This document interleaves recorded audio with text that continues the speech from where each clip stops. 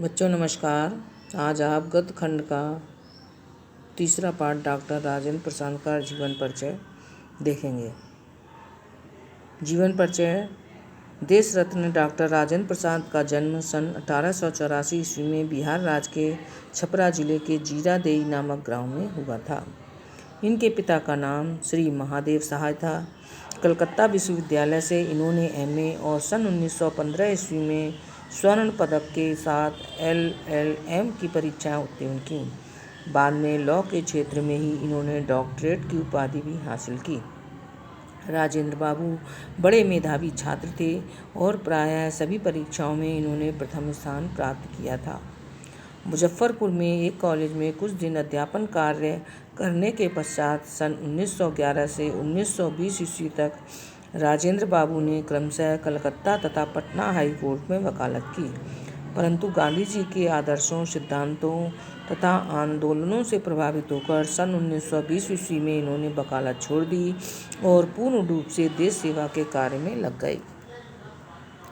भारतीय राष्ट्रीय कांग्रेस के ये 3 बार सभापति चुने गए और सन 1962 ईस्वी तक भारत गणराज्य के राष्ट्रपति रहे।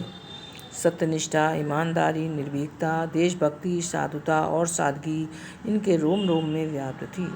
सन 1962 ईस्वी में इन्हें भारत की सर्वोच्च उपाधि भारत रत्न से सम्मानित किया गया। ये जीवन पर्यंत हिंदू और हिंदुस्तान की सेवा करते रहे। इनकी मृत्यु सन 1963 ईस्वी में हुई। डॉक्टर राजेंद्र प्रसाद एक कुशल लेखक भी थे।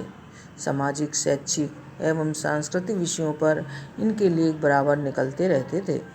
हिंदी साहित्य सम्मेलन के सभापति पद को भी इन्होंने सुशोभित किया था। भारतीय शिक्षा, गांधी की देन, साहित्य, शिक्षा और संस्कृति, आत्मकथा इनकी प्रसिद्ध पुस्तकें हैं। हिंदी के अतिरिक्त ये अंग्रेजी में भी लिखते थे। इनके भाषण भी प्रकाशित हुए हैं, जिनमें विचारों की क्रमबद्धता और स्पष्टता, भाषा की सरलता और स्वाभाविकता तथा हृदय की संवेदनशीलता और देशभक्ति के एक साथ दर्शन होते हैं। डॉक्टर राजेंद्र प्रसाद सदैव सरल और सुबोध भाषा के पक्षपाती रहे। इनकी भाषा व्यावहारिक है, इसलिए इसमें संस्कृत, उर्दू, अंग्रेजी आदि भाषाओं के शब्दों के समुचित प्रयोग हुए हैं। इन्होंने आवश्यकतानुसार ग्रामीण शब्दों और कहावतों के भी प्रयोग किए हैं। इनकी भाषा में कहीं भी बनावटीपन की गंध नहीं आती।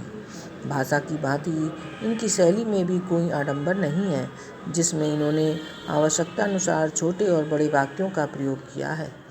मुख्य रूप से इनकी शैली के साहित्यिक भाषण विवेचनात्मक, भावात्मक आदि रूप प्राप्त होते हैं।